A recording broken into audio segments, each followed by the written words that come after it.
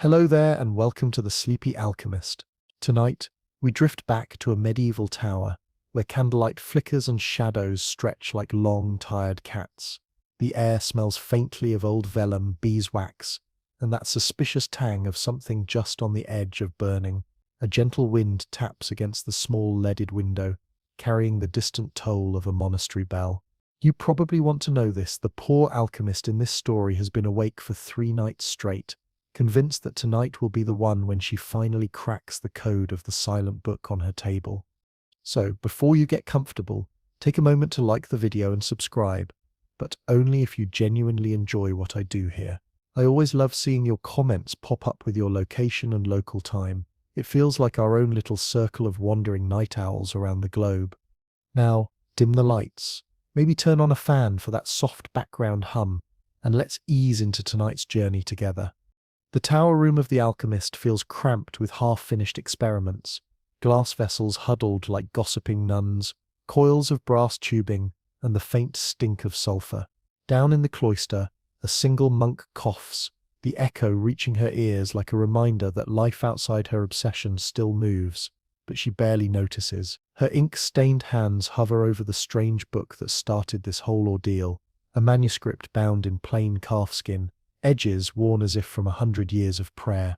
When she first found it in the scriptorium's forgotten shelf, she assumed it was just another empty ledger, but the moment she tried to write in it, the letters vanished, curling into invisibility like smoke snuffed by a sudden breeze.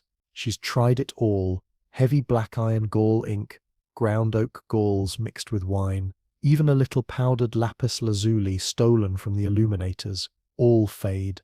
By the time the bell rings compline, every page is blank again, as though mocking her efforts.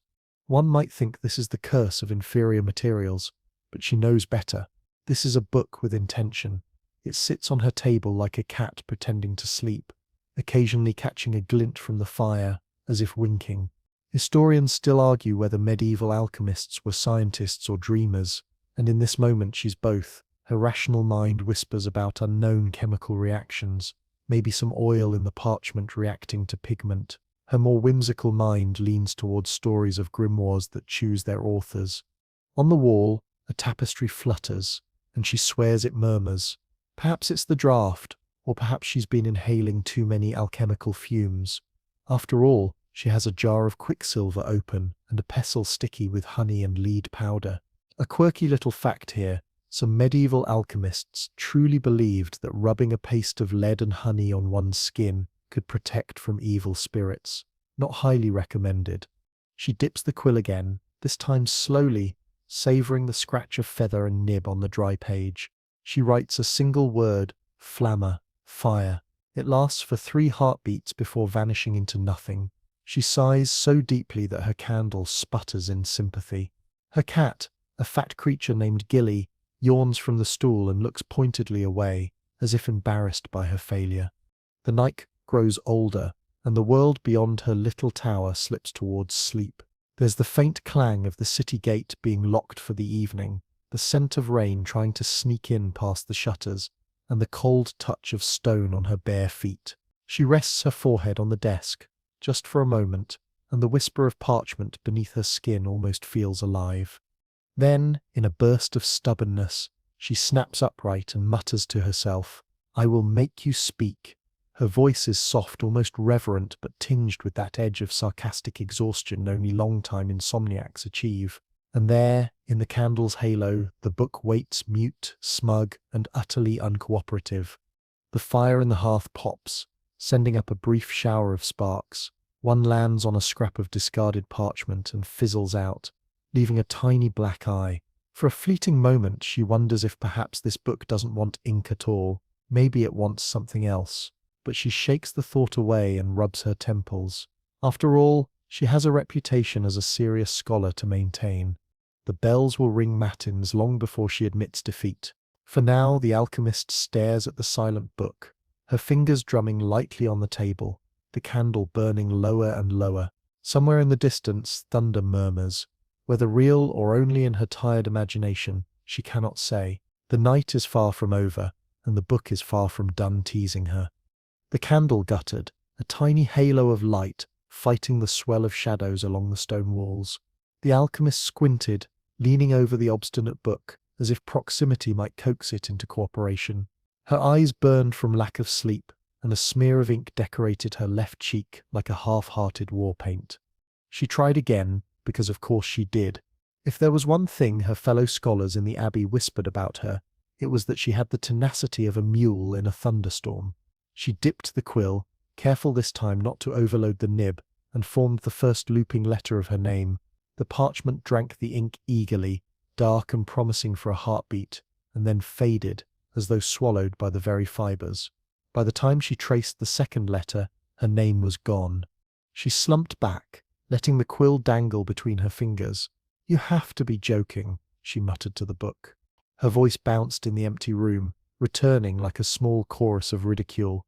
Gilly the cat sneezed from the stool, an audible punctuation mark to her failure. A fringe historical tidbit surfaced in her weary mind. Medieval scribes sometimes complained in the margins of manuscripts about the cruelty of fading ink.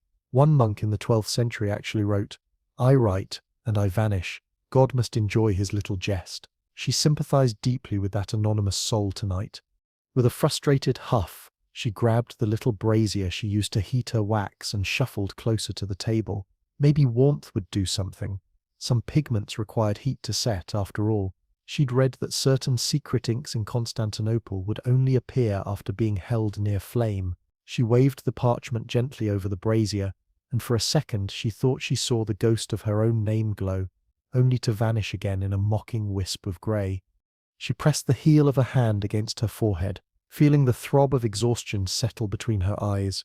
Her mind drifted to the more superstitious mutterings she'd overheard in the market earlier that week. A tanner swore he'd seen a devil's notebook once, a folio that wouldn't keep a line unless it was written with heart's water. He likely meant blood.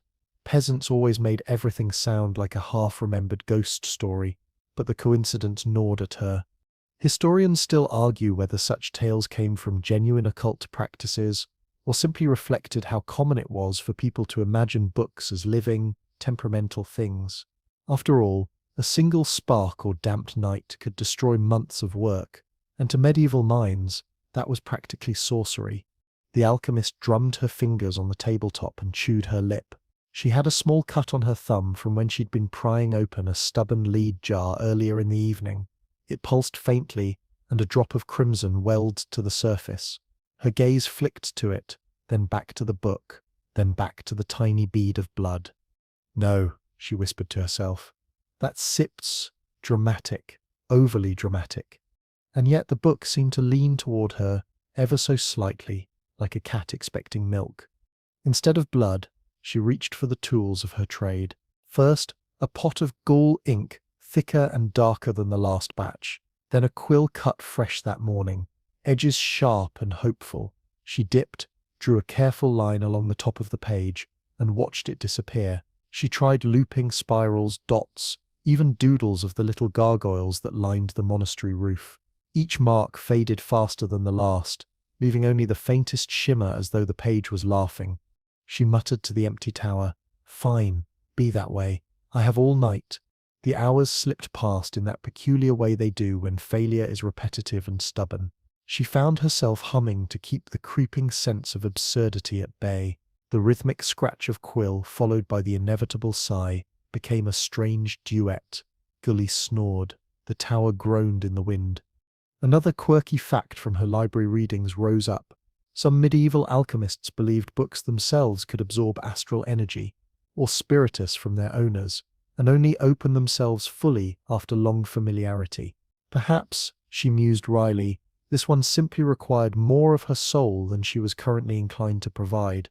As dawn's first hint of blue seeped through the shutters, she realized she had filled, and subsequently emptied, almost 3 entire pages. Not a single mark survived. Her shoulders slumped as if someone had piled lead weights across her collarbones. She let the quill fall into the inkwell with a tiny splash. The book lay before her, pristine and infuriating, its pages utterly blank, catching the faintest glow of morning light. It seemed to breathe in the new day, as if feeding on her futility. She rubbed her sore eyes and muttered a half-hearted threat. "If you don't set, Start cooperating soon. I use you as kindling." The book, naturally, did not reply, but she thought, just for a second, that the parchment felt warm beneath her fingertips, like a sleeping thing with a heartbeat buried deep inside. The first proper rays of morning stretched through the cracked shutters, painting pale bars across the floor, and the alchemist felt the ache of a night squandered. She poured herself the last dribble of weak ale from the clay jug, grimaced at the sourness, and swirled it in her mouth as if the bitterness might wake her faster than sunlight ever could. Her tower smelled of soot, parchment, and old herbs. Along the shelves, jars caught the light like a strange choir, powdered cinnabar in a glass vial, an old wedge of beeswax, a stopper-less bottle that still held the ghost of frankincense. She reached for a fresh scrap of parchment from her usual stack. Not the cursed book, just something safe to see if her ink had simply gone sour in the night.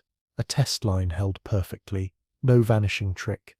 "It's you," she whispered toward the book, and Gilly the cat gave a theatrical yawn as if in agreement. By late morning, the abbey bell tolled down in the valley. That gave her a frame of reference. The bell meant the fishmongers were opening their stalls along the river, and the first barges were being unloaded. She wondered what it would be like to have a simple day for once. No temperamental books, no whispering spirits, just salted fish and warm bread. Then she thought of her colleagues. Someone like Brother Henrik would have happily taken the book off her hands, only to chain it in the scriptorium and demand a week of fasting and chanting over it. Historians still argue whether the medieval practice of penitential copying was spiritual discipline or just a desperate superstition. But she wasn't about to hand over her mystery to men who thought cheese molds were omens of sin. The alchemist paced, absently twisting the thin silver ring on her left hand.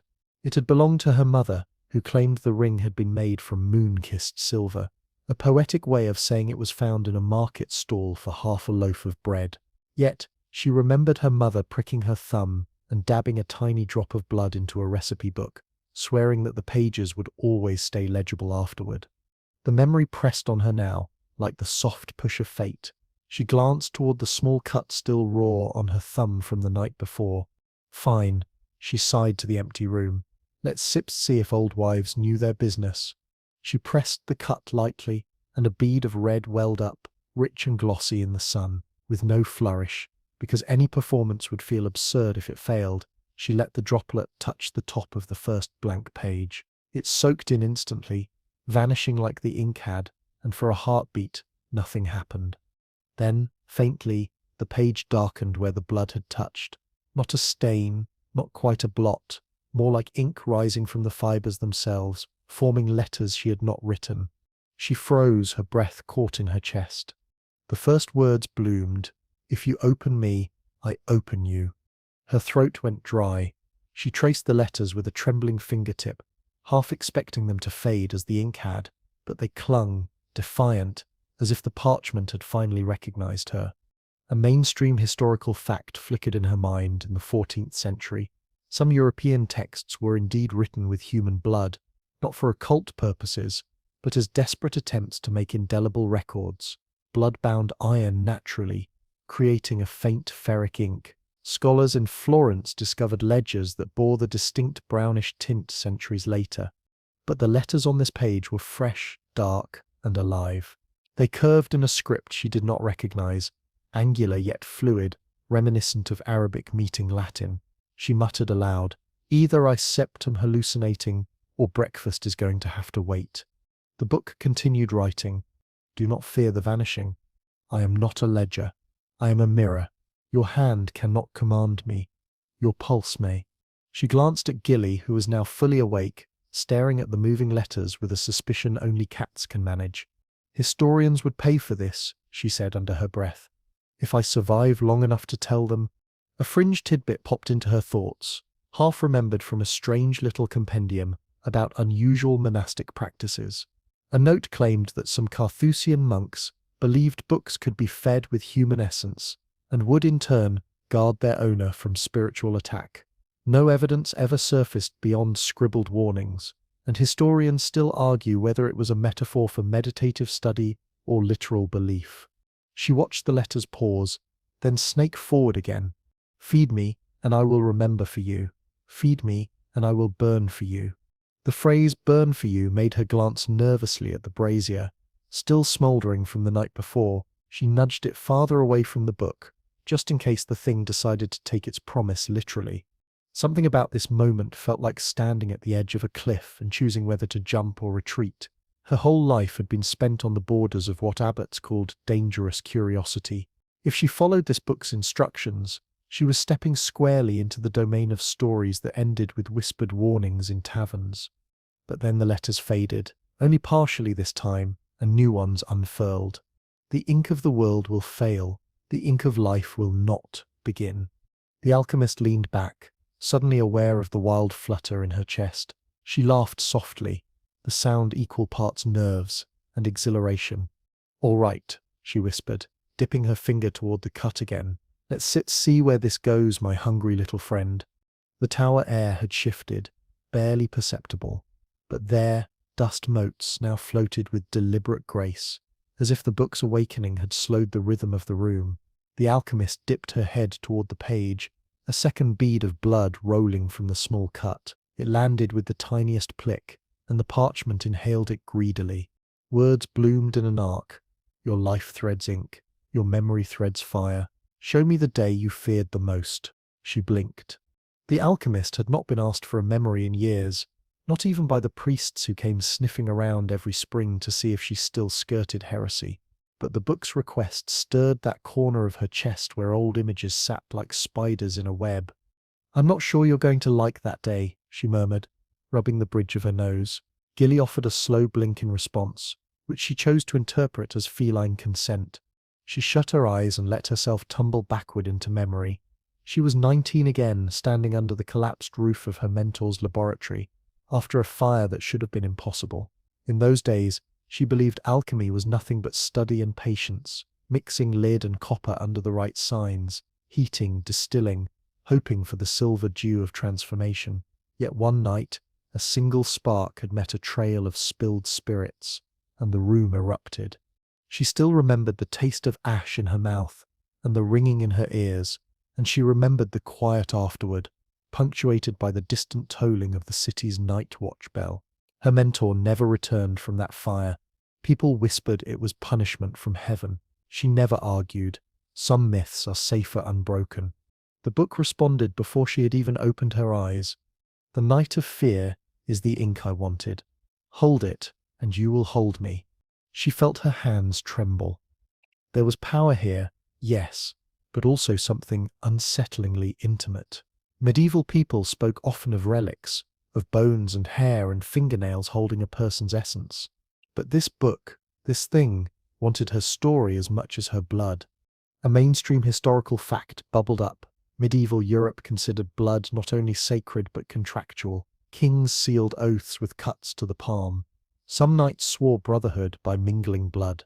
Even trade guilds whispered of blood drops on initiation documents, as if signing with iron gall ink wasn't enough to prove sincerity. "Fine," she whispered. "You get my worst night." When she reopened her eyes, the script had shifted again, curling into legible Latin. She read aloud, voice low and careful. "Fear is fire, ink is shadow. With both, a story burns that no water quenches." "Poetic," she muttered, "but I am running out of fingers here." A fringed tidbit drifted across her thoughts. Some 13th century texts mentioned blood candles, wax cylinders infused with dried blood powder that supposedly made spells bind more tightly. Historians still argue whether these were real rituals or simple folk tales scribes jotted to amuse themselves on long winter nights. Either way, she had to wonder if her little offering tonight was the first step towards something just as questionable. The tower creaked under a stray gust, and for a heartbeat she imagined every shadow as a monk come to haul her to the stake. She shook off the vision. Her life had always tiptoed along this line, between learned experiment and the kind of story that gets one's name muttered in smoky taverns long after death. Then the letters on the page began to fade again, but not entirely this time. Instead, faint glowing embers formed along the words, as if heat pulsed inside the parchment. She felt the warmth radiate up through her fingertips. "Oh," she breathed, "that sip's new." A delicate tendril of smoke curled from the margin. She yanked her hand back instinctively, knocking over a tiny pot of lavender oil that rolled across the table and clinked against a stack of tin cups. The letters hissed, and the faintest outline of a flame traced itself along the page edge, but it didn't consume the parchment. Instead, it drew a doorway, and through that shape she thought she saw a flicker of some other place. Stone steps, a shadow passing like a memory, the echo of a chant. She leaned closer, heart hammering. The doorway vanished with a soft waft. The page cooled. Only the words remained. You are now my keeper, but I am also yours. When the world forgets your ink, I will not. The alchemist slumped back in her chair, half laughing and half trembling. Wonderful, she said to no one in particular. I own a moody, possibly pyromaniac diary. Gilly hopped onto the table, sniffed the edge of the book, and recoiled instantly, fur puffing. The cat hissed softly, then stomped the windowsill to sulk in a patch of light. I know, the alchemist whispered to her. I feel it too. This is the sort of story people warn each other about, right before they lean in to hear the next part. The book remained open, faintly pulsing like a slow heartbeat under parchment. By morning, the tower smelled of cooled ash and lavender oil. The alchemist woke at her work table with a stiff neck and a page still faintly warm under her cheek. For a moment she couldn't tell whether the flickering doorway she'd seen had been dream or spell, but the blood stain on the page had dried into a perfect crescent, proof enough that the night had happened. She sat up, flexing her sore fingers, and surveyed her cluttered kingdom. Bronze alembics and cracked beakers glinted in the streaks of dawn. Outside, the abbey bells tolled prime, their tones filtering up through the foggy streets. Normally she would join the bustle of the market at this hour to trade powders and tinctures, but the book on the table demanded another glance, like a guest who refused to leave. She touched the cover, cold, closed. All right, she murmured. What are you now, silent partner or stalker? The book creaked open without her effort, revealing a fresh page. Lines of text scrolled across in a neat, looping script, forming before her eyes. You will find my next meal in the market. The memory of another will temper me. Her brows lifted. I sipped I'm sorry you want. Someone else sips memory. That sip's not exactly on the grocery list next to goose eggs and cinnamon bark. Yet curiosity had already won. Down in the cobbled market, fishmongers splashed buckets, and the metallic smell of river catch mingled with bread smoke. She carried the book hidden in a satchel beneath dried lavender bundles.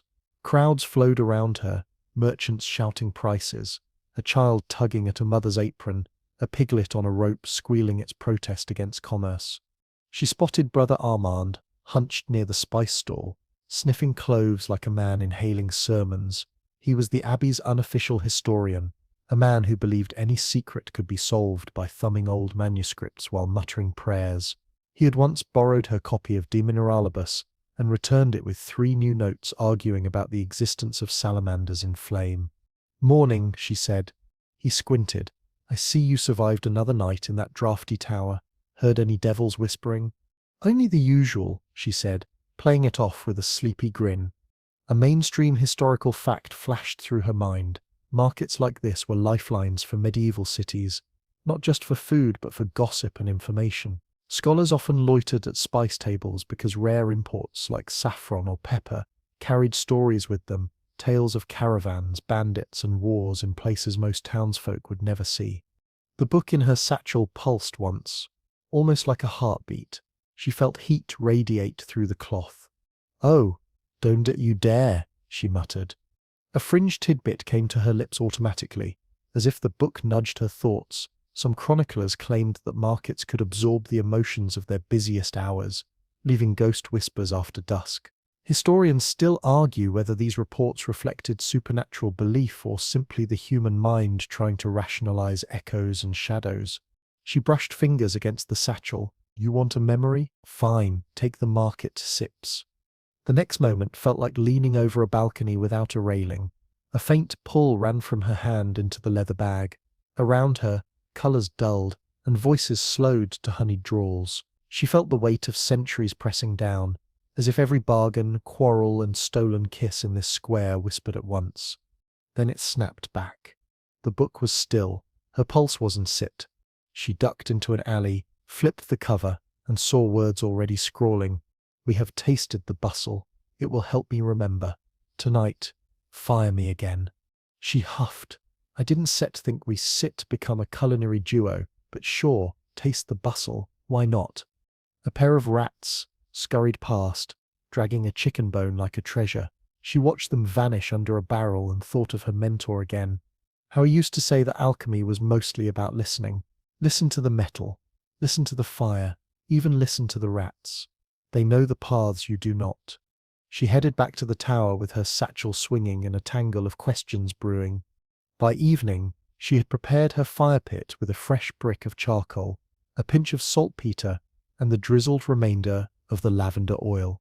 If the book wanted fire, she would give it a polite candle flame first, not a roaring inferno. She was many things, but not suicidal. She pricked her finger again, careful this time, and let a drop fall on the page. It hissed softly, and the letters ignited in harmless gold, like illuminated manuscript borders. Heat swelled, and she swore she saw the market square reflected in miniature flames. People moved there, carrying their own silent stories. Then a new line appeared. "Fear not, I will not burn the hand that feeds me." Reassuring, she said dryly. I'm sure that line would hold up in any court. Gilly stretched on the sill, tail flicking, eyes on the fire's reflection. The cat's presence steadied her. She watched until the flames folded into themselves and left a faint trail of smoke curling toward the rafters. When it dispersed, she could almost swear the room smelled like the market itself. Fish brine, bread crust, and the musk of wet cobblestone. Whatever this book had done, it had eaten a piece of the world, and she was feeding it. The next morning, the tower felt heavier, as if the stones had soaked up her restless night. She cracked one eye open to see Gilly crouched on her chest, purring like a tiny furnace. Outside, the town's roosters had only just begun to shout their insults at the dawn. She slid the book closer across the work table without getting out of bed. Its cover was warm, like a brick left in the sun. Slowly it cracked open of its own accord, and new words scrolled along the page. "You have fed me well. Tonight, we search the flame's sep's memory." Search the flame's memory. "That's adorable and threatening at the same time," she said, voice still rough with sleep. She stretched, thinking about the day's errands.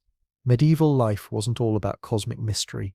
Her tower needed new candles, and she was down to her last loaf of barley bread. But the promise of flame's memory tugged at her curiosity like a playful ghost. Down in the streets, the town had fully awakened. Cobblers hammered leather, milkmaids shouted gossip, and the blacksmith sent sparks into the frosty air. A mainstream historical fact flitted through her thoughts in many medieval towns. Blacksmiths weren't just artisans, but also informal community centers, where travelers lingered to hear news or shared dubious cures for coughs. She visited the smithy, pretending to admire a horseshoe while secretly watching fire lick the coals. She wondered if this was the kind of memory the book wanted. Then, a fringe tidbit surfaced from some dusty corner of her mind. Old grimoires claimed that fire could remember the last metal it touched, and that experienced alchemists could read those memories like letters in a flame. Historians still argue whether this was genuine technique or simply poetic fancy passed off as science. "Maybe tonight we find out," she whispered, earning a curious glance from the blacksmith. By twilight, she returned to the tower with arms full of candles and stomach full of oat stew from a sympathetic innkeeper. Gilly twined around her legs as she set up the work table, book in the center, a brass bowl for the ritual, and a pile of charcoal dusted with salt. "You ready, partner?" she asked the book. It responded with a faint pulse of heat under her fingertips. She lit the fire, letting the first tongues of orange curl upward. Then she pricked her finger, this time without hesitation, and let a drop land on the page. The ink sizzled to life. The room bent around her. Fire roared in her ears, though it was only a modest flame. Images poured through her mind. A knight's gauntlet heated to cherry red, dropped with a curse, a peasant boiling wort for ale, laughing as foam spilled, and a darker memory torches reflecting off a stone wall, a figure fleeing down a narrow alley. Her vision snapped back. Smoke swirled into the shape of a hand before vanishing into the rafters. Well, she said aloud, heartbeat racing, I sit to call that a memory. The book wrote a single line, you are learning. Tomorrow, seek the bell tower. The town's old bell tower was a rickety structure where pigeons outnumbered priests. She had never climbed it, partly because she had no business there, and partly because she valued her neck unbroken. But the idea sent a thrill down her spine. She set the book aside, leaning back in her chair, as Gilly jumped into her lap. You know, she said to the cat, if this keeps up, we might just be the weirdest bedtime story anyone's sips ever heard. Also, we might die in a bell tower. But mostly the story thing. The fire guttered low, and the tower settled into its nighttime creaks. She wrapped herself in a blanket, eyelids heavy, while faint whispers from the book curled around her dreams. Morning mist clung to the crooked roofs of the town, softening the edges of chimneys and gables until they looked like melted wax. She trudged toward the bell tower, clutching a loaf of bread in one hand and the mysterious book in the other.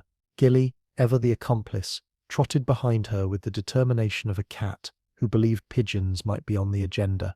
The bell tower rose from the churchyard like a defiant finger, its stone patched and pocked by centuries of weather and neglect. A wooden ladder jutted up the side, replacing the original staircase long since rotted away. She craned her neck, eyes watering as she stared into the gloom above. You know, she muttered, this is the part in the bedtime story where the narrator says something like, Sleepy Alchemist had no idea what she was getting into. A friar tending the grounds gave her a brief nod. Historical fact, bell towers in medieval towns often served as both timekeepers and alarm systems, their tolls marking not just the hours but fires, funerals, and even approaching enemies. She forced a casual smile before slipping through the archway. Inside, the air smelled of dust and bird droppings. A shaft of light pierced the gloom, highlighting the thick rope of the bell that snaked down to the stone floor. Gilly leapt onto a pile of abandoned hymnals, sending up a puff of feathers. The book vibrated faintly in her arms. She opened it, and the page glimmered with a single instruction. Place me where the sound is born. She hesitated. The sound is born in the bell. Are you kidding me? The ladder groaned under her weight as she began to climb, one rung at a time, knuckles white. Gilly yowled below, clearly opting out of this particular adventure. Cobwebs brushed her face, and the world tilted with each gust of wind. By the time she reached the platform, her arms ached, and her legs trembled. The bronze bell loomed overhead, its surface greened with age. A quirky tidbit drifted into her mind. Some medieval towns swore their bells had personalities, and a few even claimed the bells could ward off storms if rung with the right prayer. Historians still argue whether this was superstition or a ritualized form of weather prediction based on resonance and timing. She laid the book gently on the rim of the bell. Immediately, the air tightened. A deep hum vibrated through her bones, and her teeth buzzed like tuning forks. The bell wasn't ringing, not in any way her ears could hear, but she felt it singing to the book. The page drank in the invisible song, glowing faintly as new words appeared. Fire remembers, metal sings, stone watches, seek the watchers tonight. Fantastic, cryptic homework. Suddenly, the bell let out a soft chime, just a ghost of a note. The vibration startled a cloud of pigeons, which erupted into the sky with a thunder of wings. Her balance wavered, and she grabbed the ladder with both hands, heart hammering. Okay, book, she whispered. We sip got the sound, the song, the hint. Can we not fall to our doom? The descent was somehow worse than the climb. When her boots finally hit the churchyard dirt, she sat down right there, dizzy with relief. Gilly padded over, unimpressed. She flipped the book open one last time before tucking it into her cloak. Return to your fire. Stone will speak if fed. Stone wants dinner now? Perfect. Next thing you know, the cobblestones will start asking for dessert. As she walked back through the market square, the day's ordinary life swirled around her. A shepherd argued about wool prices, and a boy ran past carrying a chicken like a trophy. She couldn't help but smile beneath the cosmic riddles and vibrating bells. She was still just a woman with a tower, a cat, and a secret book that wanted a bedtime snack of blood and fire. That night, She would see if stone really had something to say. Back in her tower, twilight draped its purple shawl across the windows. The small hearth crackled with renewed life, the smell of pine and a hint of beeswax drifting through the air. Gilly curled atop a stack of old manuscripts, tail flicking as though the cat were personally supervising the evening's ritual. She placed the book on the table, letting her fingertips rest on its warm cover. "All right," she said softly. The bell sang. "Now the stone wants dinner. What exactly does a rock eat?" The page fluttered open on its own, ink etching a single line. "Firecep's breath and your blood. Let it drip on stone." She sighed. "Of course, Isip's become a medieval snack dispenser." From a shelf, she grabbed a heavy river stone she had once used to crush dried herbs. The stone was mottled grey with faint veins of quartz, cool and unremarkable in her hand. She set it in the center of her work table and arranged 3 candles around it, forming a triangle of flickering light. A historical fact wove through her mind as she prepared. Medieval alchemists often incorporated stones or crystals into their experiments, believing each mineral carried its own elemental spirit. Some monasteries even catalogued stones with supposed medicinal effects, like powdered lapis lazuli for fevers. She pricked her finger again, wincing as a drop of blood welled up. It hit the stone and spread in a thin ribbon. The book pulsed in response, a faint heat radiating from its pages. Then came the fire. She leaned over the hearth and blew gently, coaxing the embers to flare. With a soft whoosh, the flame brightened, casting dancing shadows across the walls. The blood on the stone hissed, releasing the faintest curl of smoke. Something stirred. A whisper rippled through the room, not through her ears but through her bones. "We watch, we waited. Why have you woken us?" The voice seemed to emerge from the stone itself, deep and resonant. Because a book told me to," she said, the words tumbling out before she could edit them for mystical gravitas. The stone's warmth spread across the table, as if the very grain of wood beneath it was listening. "The book hungers. It feeds on your moments. Give more, and it will show more." Her heartbeat quickened. Moments. Blood is memory. Fire is the tongue. We are the watchers. The whisper faded, leaving only the soft crackle of the hearth and the occasional pop of sap in the logs. She sat back, exhaling hard. So, not creepy at all. Nope, totally fine. A quirky tidbit surfaced as her mind raced in some folklore. Stones were said to record the sounds and sights around them, like natural memory sponges. Modern historians still argue whether this idea inspired certain relic veneration practices, where stones from holy sites were believed to carry the sanctity and stories of the place. The book now displayed new instructions. Next, seek the river under moonlight. Water rites without ink. "Oh sure," she said, flopping into her chair. "Just wander into the night to chat with a river. What could possibly go wrong?" Gilly jumped into her lap, kneading her skirt with sharp approval. "Fine, but if I fall in, you cert not saving me." She spent the next hour preparing. A lantern, a small vial for collecting water, and the book wrapped in oilcloth to protect it from splashes. Outside, the night air carried the smell of wood smoke and distant baking bread, the soundtrack of a medieval town winding down.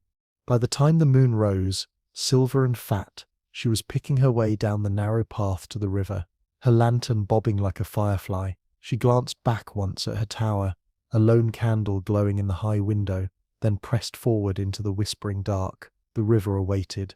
The river unfurled before her like a black ribbon, threaded with silver where the moonlight kissed its ripples.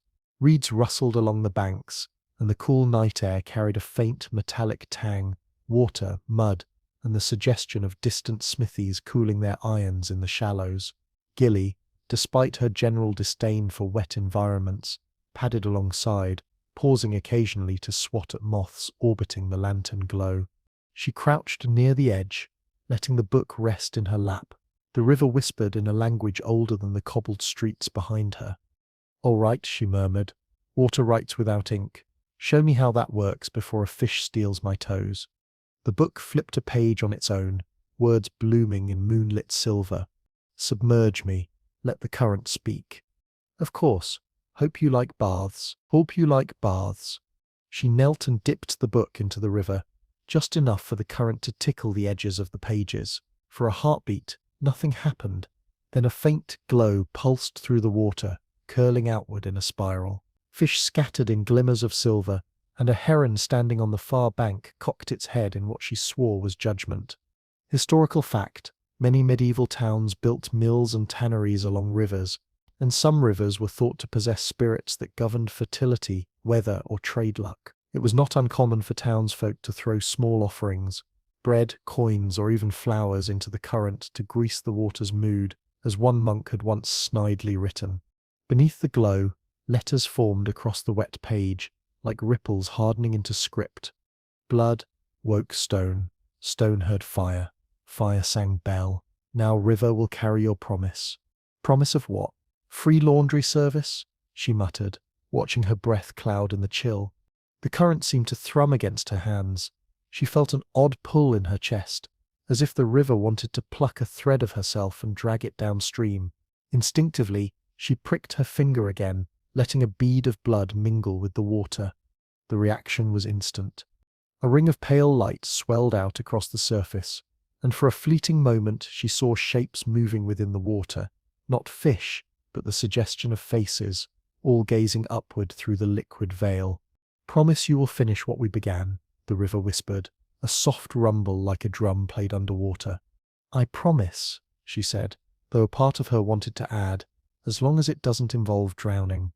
The water released her finger, and the light sank away, leaving only the moon-sip's calm reflection. The book now displayed a single wet line of text.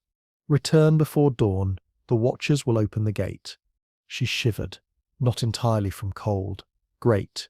Secret river contracts signed in blood. Supernormal hobby. A quirky tidbit bubbled up in her memory. Some fringe medieval beliefs held that rivers could carry messages to the dead if the living whispered their words to the current at midnight. Historians still argue whether these rituals were tied to folk Christianity, pre-Christian water worship, or just an excuse for people to have dramatic monologues by the shore. Lantern in hand, she began the slow walk back, the damp book bundled against her chest. Owls traded soft hoots overhead, and her shoes squelched through dew-slick grass. By the time her tower came into view, a sleepy comfort wrapped around her shoulders like an invisible shawl. Gilly trotted ahead, her silhouette flickering in the lantern light. The stone, the bell, the fire, and now the river, each step pulled her deeper into a game of elemental chess, and she couldn't help but feel that dawn would bring more than sunrise. By the time she reached her tower, the sky had just begun to bleed the faintest grey along the horizon. Dawn whispered at the edges of the night, but the moon still clung stubbornly above the treetops. Her lantern flickered, as though relieved to be home, and the tower's single high window glimmered with the faint light of her ever-burning candle. Inside, warmth enveloped her, the hearth crackled to life as if welcoming her return, and the smell of old parchment and crushed herbs grounded her to the present. Gilly leaped onto the table, tail curling around the damp river-slick book. "All right," she whispered, setting it down on the warm wood. "The contract is signed, the river spirits have my promise, and my toes are cold. What sips next?" The book sip's cover trembled once, then the pages flipped rapidly to a blank spread. Slowly, words emerged in a dark, glossy script that seemed to bead like liquid mercury. "We have tasted stone and water. Fire and bell awakened our breath. Now give us the sky." Sky, of course, because the ground, the river, and my blood when set enough. Next, you will want the sun, and maybe my favorite pair of socks. The tower shuddered faintly, not from any quake, but from the wind rolling across the hills. She opened the high shutters, and the cold pre-dawn air tumbled inside, brushing her cheeks. Stars winked in retreat, while the first bird dared a half-hearted chirp. Historical fact: medieval alchemists often believed the movements of stars and the phases of the moon could directly influence the success of their experiments. Some even scheduled distillations or metalwork at astrologically auspicious hours, convinced that the sky's permission was as vital as fire's heat. She grabbed the little brass astrolabe she'd inherited from a wandering scholar, its edges worn smooth from decades of fidgeting hands. Holding it to the dim sky, she lined up the disk's pointer with the moon. "Sky, consider yourself officially consulted," she muttered. The book pulsed warm against her palms. A new line appeared. "Raise me to the wind, let the air turn the page." So, out the window she leaned, clutching the book with the kind of grip usually reserved for dangling off cliffs in ballads. The wind licked at her hair, cool and insistent. Slowly, the page fluttered once, twice, and turned. A soft chime rang from nowhere, like a glass harp being brushed by invisible fingers. The text flowed onto the next page. "The gate is ready. Stone will be your step. Water will be your path. Fire will be your tongue. Air will be your shield. When you bleed again, we shall open." She blinked. "I love how all your instructions sound like either poetry or very poor directions to the outhouse." The room seemed to deepen with silence. Even Gilly paused mid-grooming to glance toward the open window, ears twitching at some sound. Only cats or the particularly doomed could hear. Then, with a faint pop, a swirl of sparks burst from the hearth and formed a spiral in the center of the room. Smoke coiled upward, tightening, until it resembled a thin grey ladder stretching toward the ceiling. The top dissolved into a shimmer of light that didn't quite belong to any hour of the day. "Well," she said softly, "I think the gate RSVP's sit." A quirky tidbit surfaced in her mind. A few fringe manuscripts in the 13th century described smoke ladders as tools for summoning angels or ascending to invisible realms, though historians still argue whether those accounts were literal experiments, allegorical dream descriptions, or simple misinterpretations of incense rituals gone wild. She touched the stone on her work table. Warm as a loaf of fresh bread, it hummed faintly. "You're not going to eat me, right?" she asked. The hum didn't deny or confirm. Gilly hopped onto her shoulder, claws digging in, just enough to remind her that at least one being in the room was entirely terrestrial. "Fine," she said, rolling her shoulders as if limbering for disaster. Sky acknowledged, smoke ladder present, magical stone and cursed book in hand. What could possibly go wrong? The page shimmered, and a single drop of her own river-washed blood still lingered on its corner, glinting like a ruby in the firelight. The gate was ready. The first step onto the smoke ladder felt like stepping on a bubble. Her foot sank just enough to trigger a small panic, but then some unseen tension caught her weight. Gilly hissed from the work table, fur puffed like a feather duster in crisis. "I know," she said in a whisper meant to soothe both cat and self. "This is either the best or worst idea I ever had. Historians will still argue about it, probably in the footnotes no one reads." With a deep breath, she hoisted herself upward, book clutched in one hand, the warm stone in the other, the ladder held, wobbly as jelly, yet real enough to lift her past the windowsill and into the cold pre-dawn air. Below, the forest stretched like a sleeping animal. The river glimmered silver under the dying stars, its coils dotted with mist that rose like lost ghosts. Above her, the smoke ladder spiraled toward that faint shimmer, a hole in the world waiting for her arrival. A gust tugged at her cloak, almost playful, almost warning. She climbed, each rung hummed beneath her toes, and the higher she went, the more the air thinned to a whisper. Birds began their morning gossip far below, oblivious that their local alchemist had abandoned the reasonable concept of ground. About halfway up, the book quivered and spilled a single line of glowing ink. "You will not return unchanged." "Oh, fantastic," she muttered. "Always love a casual personality warning in my magical climbing session." She thought, as she rose, about a historical tidbit she had once read. Medieval monks sometimes climbed their bell towers to meditate, believing the higher air purified thoughts and opened them to divine whispers. She imagined explaining to one of them that she was doing the same thing but with a smoke ladder and a potentially sassy grimoire. The shimmer above solidified into a round portal, thin as frost on glass. Her hand passed through first, and the chill stole her breath, a tingle like inhaling peppermint while swimming in winter water. She pulled herself through. The world on the other side defied normal sky logic. She hovered in a place of twilight blues and molten golds, as if the horizon had been turned inside out. Islands of light drifted around her, and she realized they were pieces of her own memories.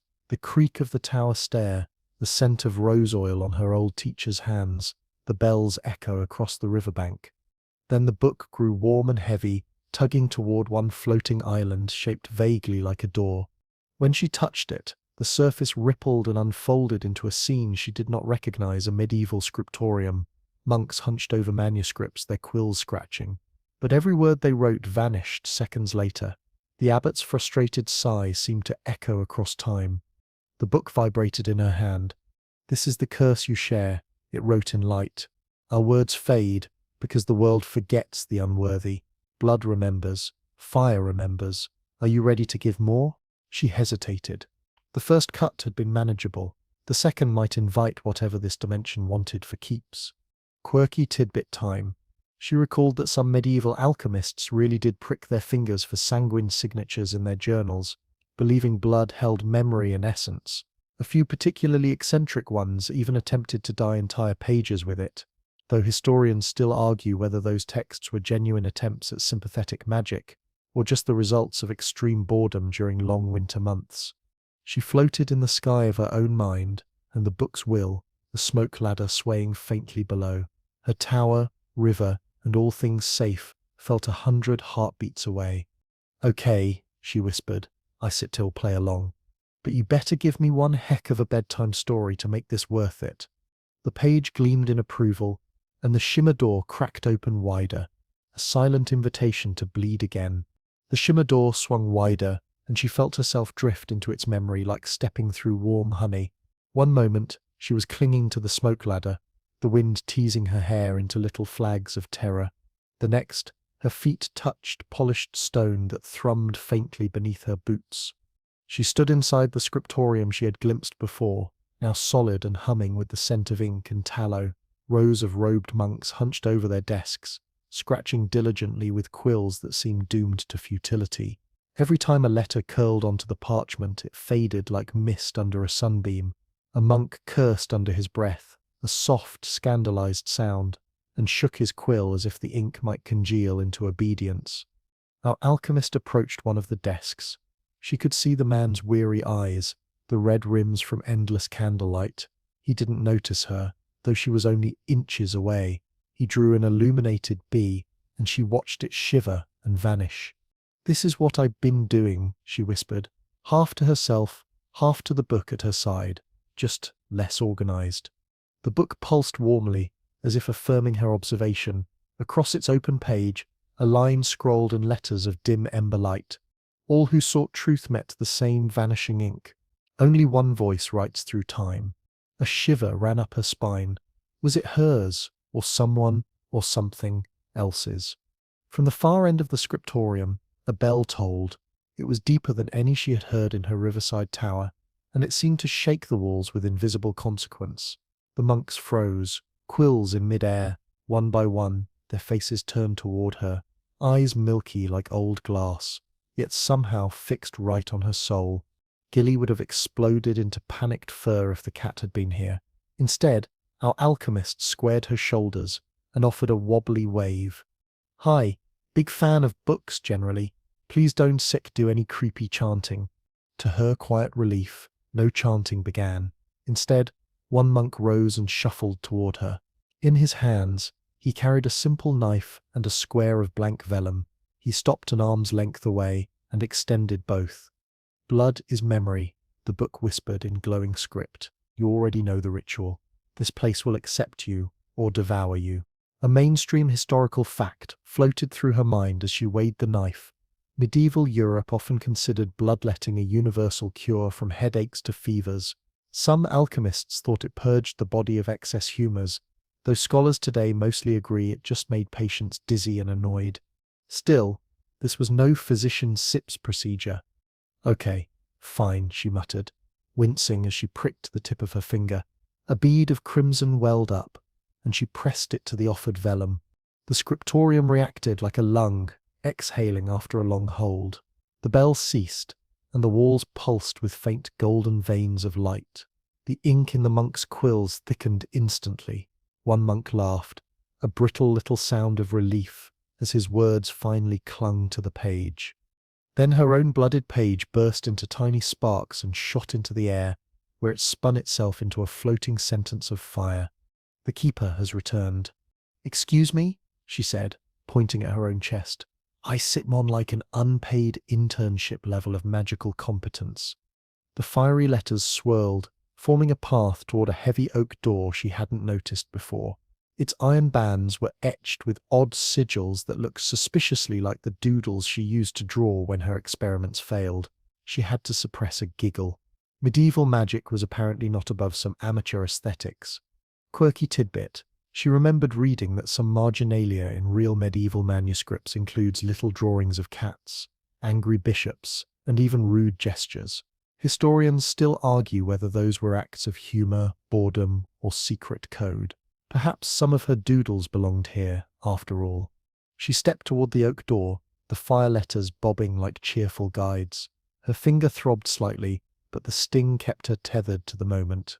Behind her, the monks resumed their work, no longer fading into nothingness. Each line they wrote now clung like molten gold. Perhaps her blood had awakened more than the book. Perhaps she had just rewritten history from the inside out. As her hand met the iron handle, warmth spread up her arm. The door didn't creak or resist. It swung open into darkness filled with the smell of rain and ash. Somewhere, water dripped steadily, like a patient metronome. The book trembled. Next lesson, it spelled out in glowing script, "Fire that does not burn." The corridor beyond the oak door exhaled a gust of damp air that smelled of wet stone and something faintly metallic, like an old coin left in the rain.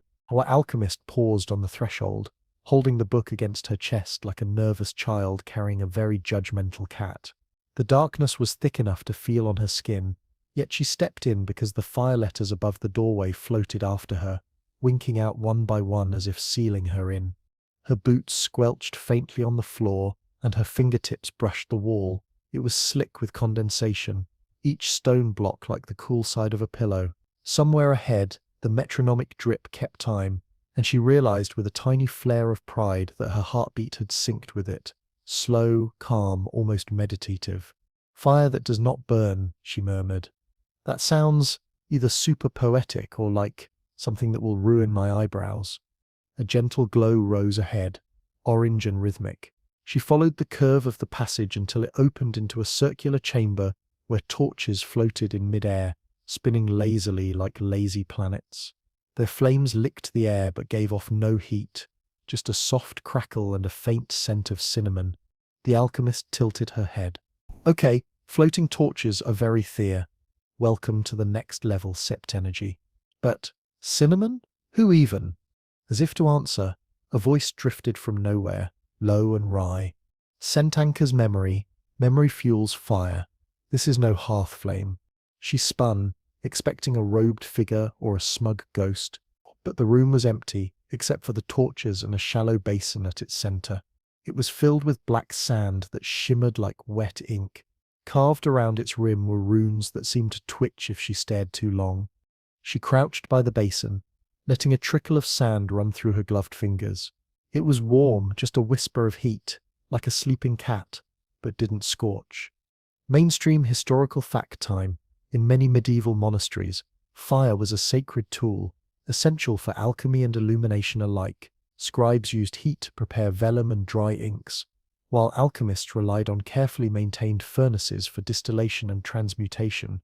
Some orders even forbade open flames after dark to prevent catastrophic fires, since parchment and candlelight are a historically bad mix. "All right," she said, tapping the edge of the basin. "I assume the part where I throw blood into magic sand is coming?"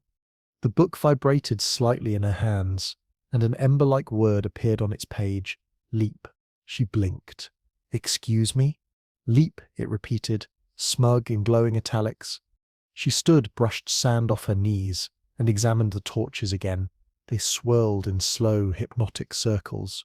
There was something dreamlike about the room, as if gravity itself had grown bored. "I'm probably going to regret this," she muttered, then climbed onto the rim of the basin. A fringe thought crossed her mind. Quirky tidbit time. Some medieval alchemists reportedly tried sympathetic magic, where they'd sleep near their furnaces to absorb planetary influences in dreams. Historians still argue whether that was mystical science or just a convenient excuse for accidental naps on the job. With a deep breath, she jumped into the black sand. Instead of sinking or hitting hard ground, she landed like diving into a cloud. The sand swallowed her up to her waist, warm and humming, and then lifted her gently into the air. She floated, weightless, surrounded by a constellation of fiery runes that spun like playful fireflies. They traced symbols across her vision, leaving streaks of light that burned into memory but not skin. Her hands tingled. She felt the urge to write, to move her fingers like a scribe forming invisible letters. The fire followed her gestures, curling into shapes that resembled letters she had never learned, but somehow understood. They carried meaning the way a scent carries nostalgia. The chamber pulsed in approval. The sand beneath her rose and fell like a breathing creature. The torch's flames danced along her fingers, wrapping her knuckles like rings, yet she felt only the faintest warmth, like a cat purring in the sun. Then the fire coalesced into a spiral and dived into a book. Its pages drank the light greedily, and a new line appeared in burning script. Fire that does not burn obeys the hand that remembers. The floating torches dimmed to embers, and the sand lowered her gently back to the rim of the basin. She felt different, lighter, more attuned to the book's pulse. Her hair smelled faintly of cinnamon smoke, which was honestly not the worst souvenir. Somewhere in the darkness, a distant gong sounded, and the passage she had entered now glimmered with soft golden arrows etched in light. The book vibrated, flipping a page on its own, as if eager to continue. Yeah, she said, brushing imaginary soot from her sleeves. Lead the way before my common sense wakes up.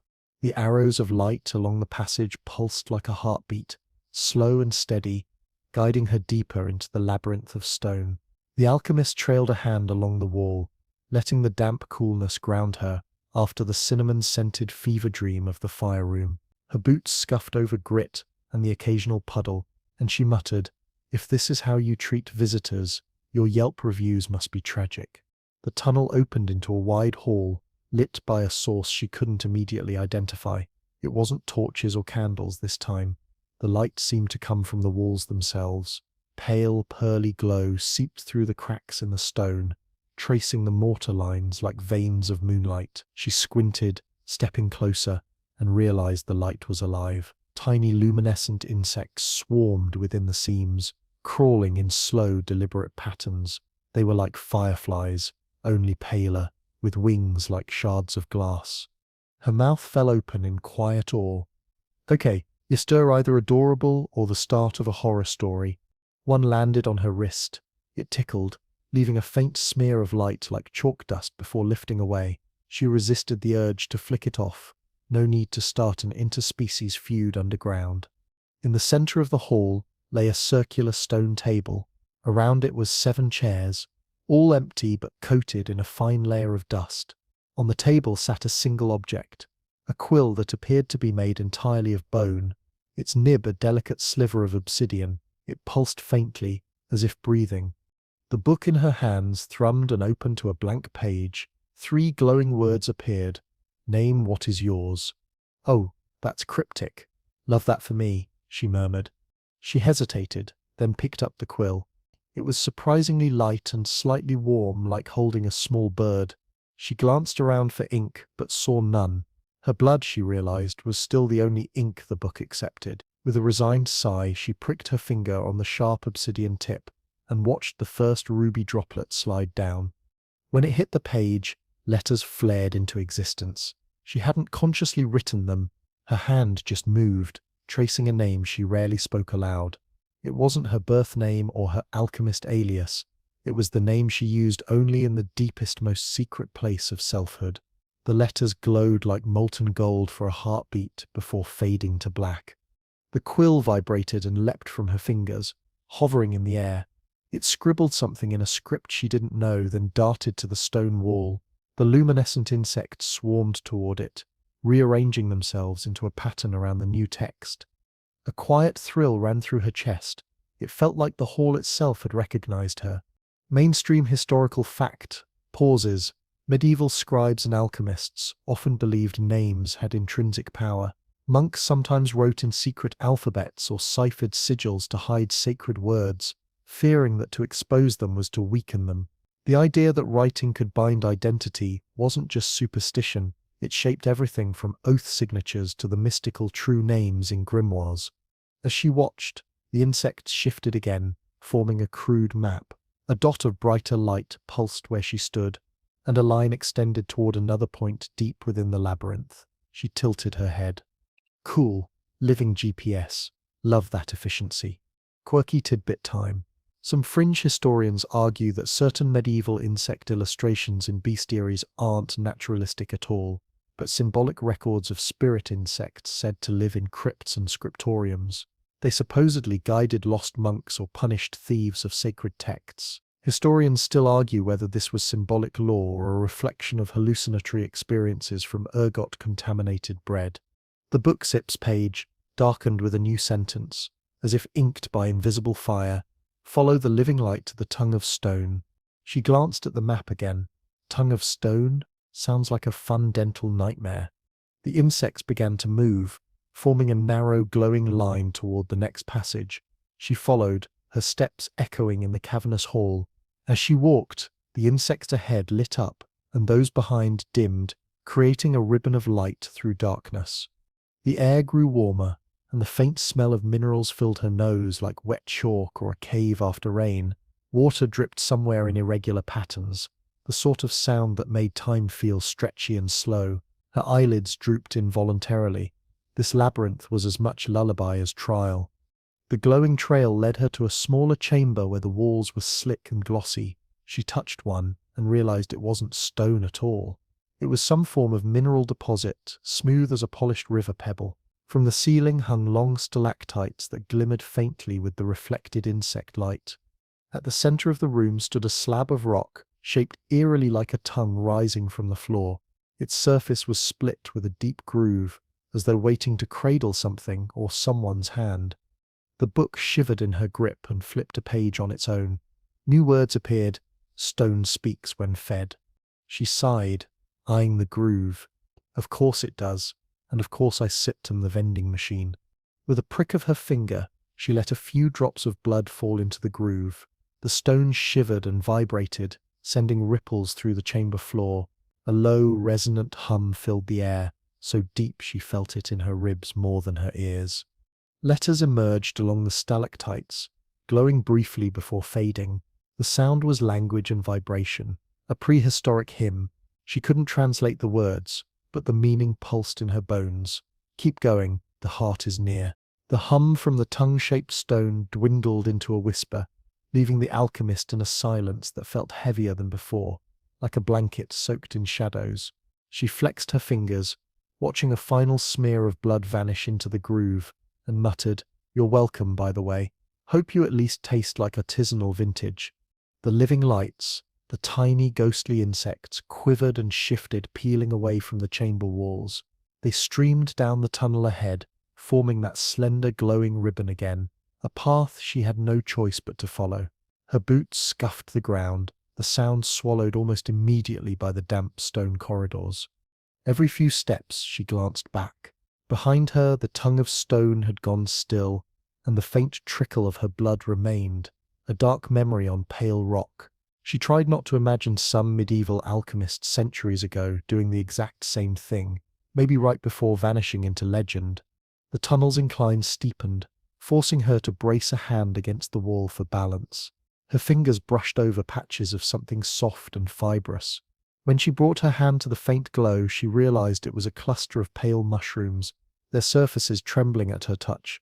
She chuckled under her breath. If this were a cooking channel, I sit be halfway to a questionable risotto. Mainstream historical fact moment in medieval Europe. The study of mushrooms and other fungi wasn't really a formal science. Herbalists often lumped mushrooms with poisons or curiosities. Some monasteries kept notes on edible versus deadly species, but much of it was trial, error, and unfortunately funeral. Then the quirky tidbit. A few surviving texts mention witch's butter, a yellow jelly-like fungus believed to move on its own at night, carrying ill omens. Some alchemists tried to mix it into inks, claiming it made writing whisper secrets in the dark. Historians still argue whether these records were observations of actual fungi or just colourful embellishments to keep apprentices cautious. The glowing insect swooped low over a stream of trickling water that crossed the tunnel floor. She crouched, trailing her fingers through the icy flow, and followed it as it led into a wider chamber. The first thing she noticed was the sound, a drip echoing into a deep pool somewhere, overlapping with the faint rustle of bat wings. The second was the smell, sharp and metallic, like old coins and wet stone. She stepped forward and saw the water was crystal clear, reflecting the swarm of insects in a shimmering galaxy across the cave ceiling. In the middle of the pool rose a pedestal, carved to look like a hand with its palm upturned. On the palm rested a disc, black and glossy, like obsidian. Because obviously I was due for another ominous object, she muttered. The book thrummed, pages fluttering until it opened to a blank sheet. This time there were no instructions, just silence. She eyed the pedestal and the water separating them. It wasn't set far, maybe 5 steps, but it was deep enough to soak her to the waist. She hesitated, then sighed. All right. No one writes bedtime stories about the cautious alchemist who just went home. Cold water closed over her legs with a shocking bite. She gasped but pressed forward. The book clutched above her head. Ripples distorted the galaxy of reflections, making the cave look like it was inhaling and exhaling in time with her steps.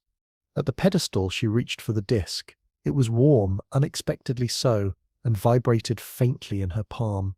Immediately, the book sizzled, not audibly, but she could feel it, and the next page filled with fiery red ink.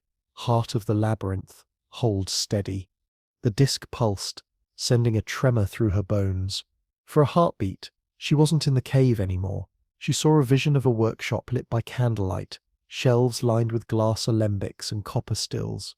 Someone's hands, not hers, scratched feverishly across a page, dipping a quill in blood and ink, their breath fogging in the cold air. And behind them, a shadow loomed, long, deliberate, patient. The vision blinked away, leaving her panting.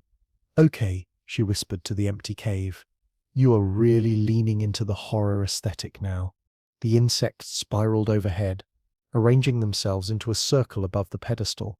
Drops of water from the stalactites plinked onto the black disc, and she realized that each drop sent a faint line of light racing into the book. The disc was feeding it, like a heart pumping slow, glowing lifeblood. Somewhere deep in the labyrinth, a new vibration began, low and resonant, like a massive door rolling open. She didn't know whether to feel relieved or horrified, probably both. When she stepped back into the icy water, the ribbon of insects had already begun to move again, this time leading toward an archway on the far side of the chamber. She followed, legs numb, heart hammering, wondering how many more secrets this place demanded before it let her see the book's true story. The tunnel beyond the water chamber swallowed her in a draught that smelled of charcoal and something faintly sweet, like burned sugar. Each step squelched from her soaked boots, and the book throbbed gently in her arms as if acknowledging that yes, she had passed another ridiculous test. The glow-bug ribbon threaded upward through the darkness. Soon the floor tilted into a long, natural ramp. She braced her free hand along the rough wall, which left streaks of grit on her fingers. The stone here was warmer, not metaphorically, actually warm, like leaning against the back of an old sunlit oven.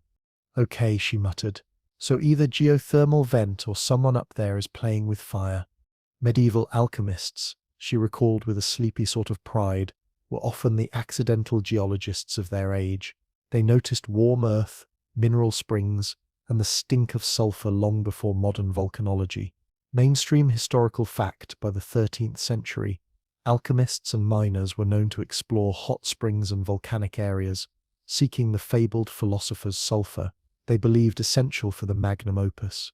She paused to watch the bugs swarm around a crack in the ceiling where faint orange light flickered. Her sarcasm bubbled up. I swear, if a dragon pokes its head through that crack, I sit him filing an official bedtime complaint. Then she spotted a metal grate hammered into the rock, a relic of human hands. Behind it, the orange glow pulsed, and faint smoke seeped through. She ran her fingers along the iron. It was old and pitted, edges fused into the stone as if someone had set it here centuries ago to either trap heat in or something dangerous out. She found a hinged section hanging loose, rusted to near powder, a gentle shove, and it creaked open with a noise like a sleepy door complaining about being disturbed. On the other side was a gallery-like cavern with a floor of scorched rock. The air shimmered, waves of heat rising toward the ceiling. Across the chamber, a pit glowed with embers, and above it hung a cage of copper coils and crystal tubes, blackened with soot. Her voice dropped to a reverent whisper. An actual furnace lab. Mainstream fact confirmed. Some historical alchemists built secret subterranean furnaces, Athenas, that could maintain steady heat for weeks or months. These were sometimes called philosopher's furnaces, essential for long processes like attempting to transmute base metals into gold or distill elixirs of life. Quirky tidbit. A 14th century account tells of an alchemist who allegedly powered his furnace by capturing volcanic gases in goatskin bellows, though scholars debate whether that was ingenious engineering or a scribe's late-night joke. She crossed to the pit cautiously, feeling heat bloom against her face. The insects fanned out along the walls, casting trembling light over the blackened apparatus. Nearby, a table of stone bore a mess of relics, broken retorts, cracked jars, still crusted with mineral salts, and one metal stylus etched with spiral patterns.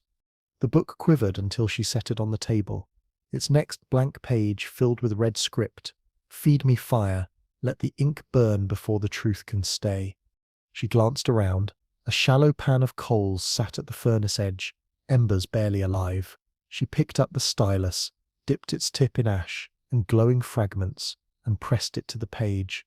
The moment ember met parchment, the flame didn't consume. It crawled like molten ink, curling letters into existence. Words scrolled across in a language she almost understood, a hybrid of Latin and some angular script she'd seen in museum exhibits behind thick glass. Her hand tingled, and she had the strangest sense the book was imprinting its memory directly into her muscles. The firewriting revealed a passage about the heart of the labyrinth, and sacrifice not of gold but of self. Historians still argue whether such phrasing in alchemical texts signified actual self-harm rituals, or was purely symbolic. Most evidence suggests dramatic metaphor, but the occasional bloody ink story keeps the debates alive in dusty journals. She leaned back, letting the glow fade from the stylus. The last line of the page shimmered faintly. "When the fire accepts you, the book will no longer refuse." A soft pop drew her eyes to the furnace. A bubble of molten something burst, sending sparks into the air. And then she swore the flames bent slightly toward her like a candle leaning in a draught. The heat lulled her into a trance. Time slowed. For a heartbeat she felt like part of the old chain of seekers, those grim, brilliant, and slightly unhinged figures who once crouched over flames in hidden cellars, praying that nature would yield a secret if they just bled, burned, and waited long enough. She whispered to herself, "All right, old book, I sit am ready to see what you consider real ink." And somewhere deep in the labyrinth, that low vibration thrummed again, as if answering, then stepped deeper. The tunnel that led out of the furnace chamber narrowed into a jagged, spiraling throat. She ducked low, one hand steadying the book against her chest, the other brushing the warm, rippled walls. The stone smelled faintly of smoke and iron, as though it had been breathing in centuries of secret fire. Behind her, the soft hum of the furnace faded, replaced by a distant drip and an occasional shiver in the rock, like the labyrinth was stretching in its sleep. The glowbug ribbon slithered ahead once more, its flickering light coaxing her along.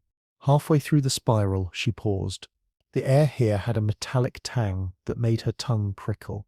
Historians still argue whether alchemists deliberately sought caves with natural metallic fumes, believing the breath of the earth enriched their work, or whether that was an accident that sometimes ended in, well, passing out in a hole. She coughed once and muttered, "If I start seeing pink elephants in a medieval lab, at least I sit'll know why." The passage widened into a circular chamber whose floor glistened like oil. It took her a moment to realize she was looking at polished obsidian, reflecting the bug's glow in a rippling constellation. In the center of the room sat a stone pedestal with an inset bowl full of sand, blackened and fused in spots. as if something had burned hot enough to glass it. The book quivered. Another blank page flashed words in trembling red. "Or for the mark of life and the ink will awaken." "Oh, come on," she whispered. "We sipped on the fire thing. We sipped on the minor bleeding thing. How many medieval OSHA violations does this take?" Mainstream historical fact.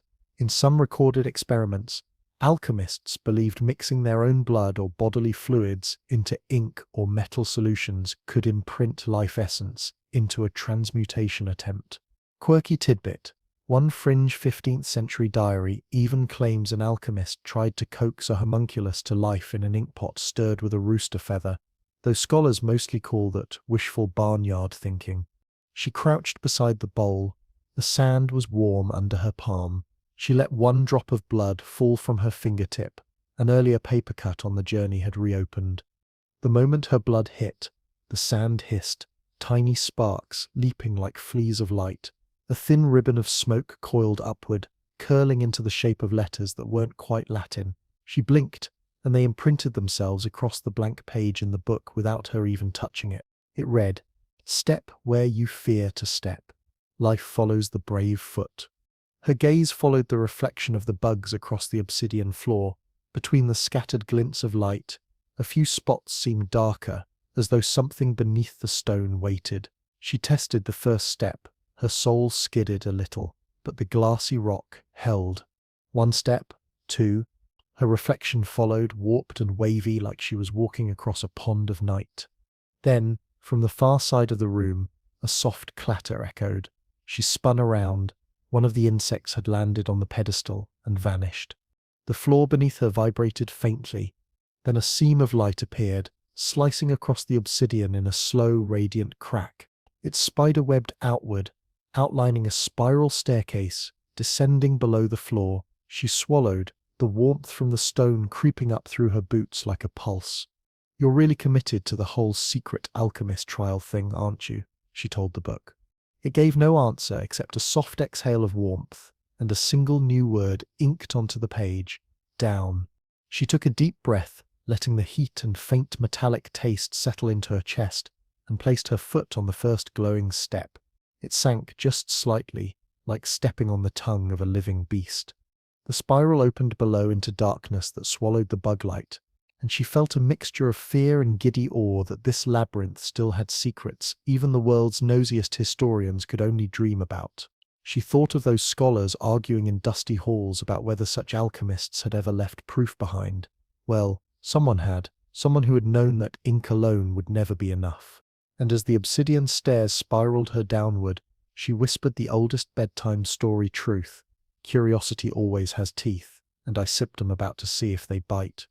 The spiral staircase carried her into a pocket of silence so deep that her own heartbeat felt like a drum. The last flickers of bug light dissolved behind her, leaving only a faint glow seeping from the book's pages. It was like holding a slice of captured sunrise, just enough to paint her fingertips gold as she descended. At the bottom, the air turned unexpectedly cold. Her breath misted in front of her, the moisture curling and vanishing. For a furnace-fed labyrinth, this room was an icebox. When her boots touched the floor, she found herself in a chamber lined with shelves carved straight into stone. On them rested hundreds of things that weren't quite books: wax tablets, cracked clay sheets, rolled strips of cured animal skin. Their surfaces shimmered faintly, as if dusted with frost. She reached out to brush a tablet. Her finger left a trail of thaw that exposed tiny letters, alchemical shorthand she barely recognized.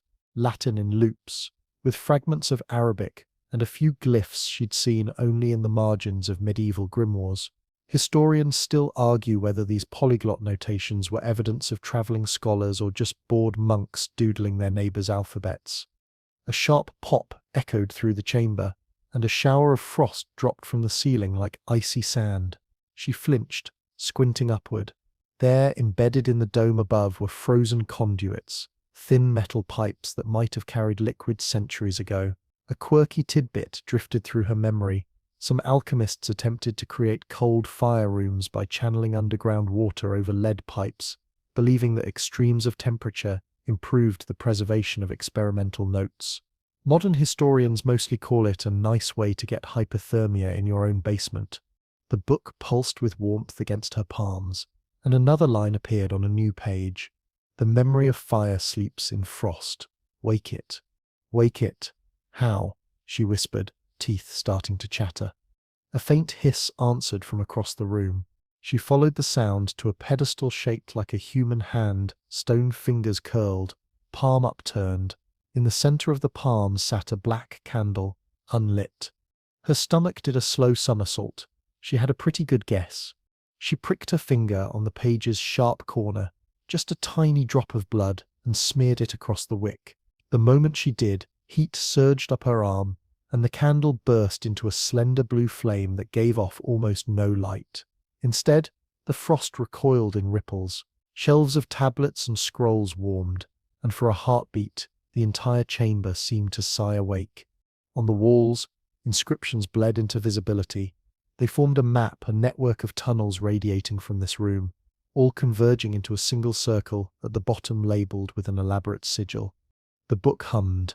A sentence etched itself across 2 pages, through frost to flame to the heart where words are born. She traced the map with a trembling finger, realizing that the only way forward was straight through a section labeled in spidery Latin, Via Sanguinis, Blood's Road. Because of course it is, she said with a dry laugh, trying to ignore the small but very real shiver that went through her spine. The ground rumbled faintly, and from the far wall, a hidden door ground open, revealing a passage lit with dim red reflections like distant embers. Before stepping through, she glanced back at the frozen archive. She imagined all the lost voices trapped here, waiting centuries for someone foolish or determined enough to bleed a little warmth back into their world. Then she squared her shoulders, tightened her grip on the living book, and stepped into the red-lit tunnel. The air smelled like hot iron and something sweetly metallic, the taste of the next trial waiting to write itself in her blood. The alchemist's path wound deeper into the castle's underbelly, where hallways had no windows, and the stone seemed to swallow light whole. She carried her lantern carefully, cradled like a living heart, its glow trembling along the rough, damp walls. Every step brought a soft echo, a reminder that this place had been empty of laughter and conversation for far longer than she had been alive. The corridor sloped downward, and the air cooled in a way that spoke of buried chambers and forgotten wells. A bead of water fell from the ceiling and landed on her sleeve with a gentle tap. She paused to watch the droplet absorb into the worn fabric, then continued on, the rhythmic sound of her boots grounding her in the hush.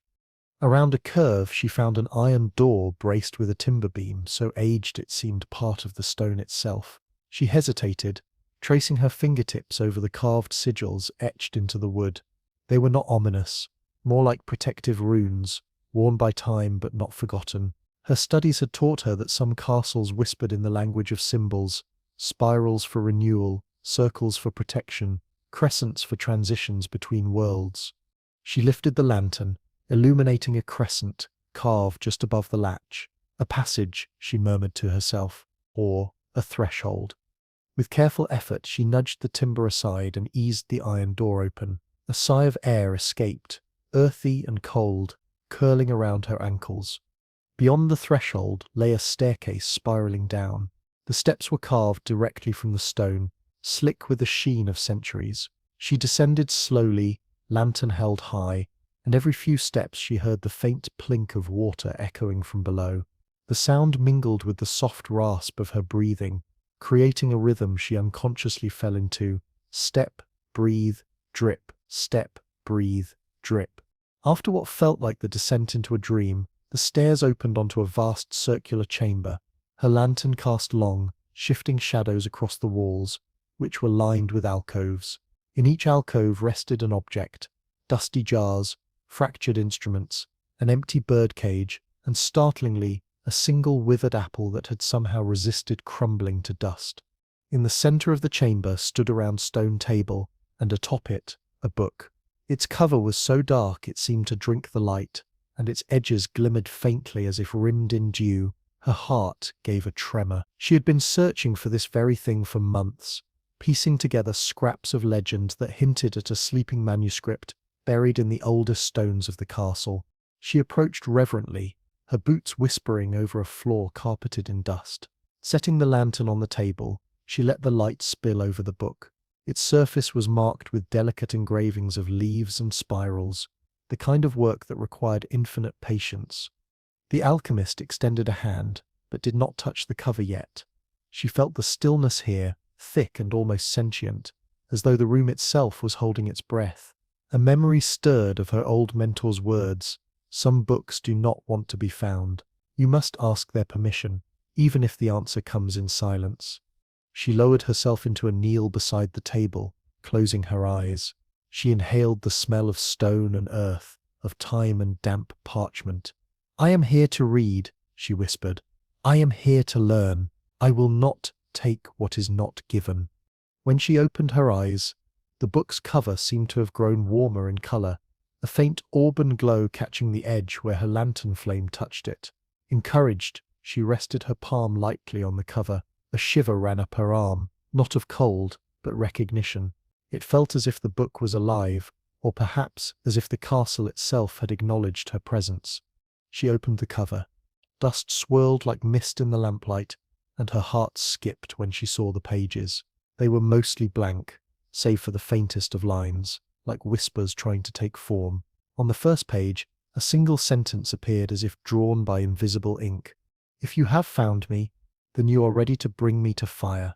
She exhaled slowly, the words etching themselves into her memory.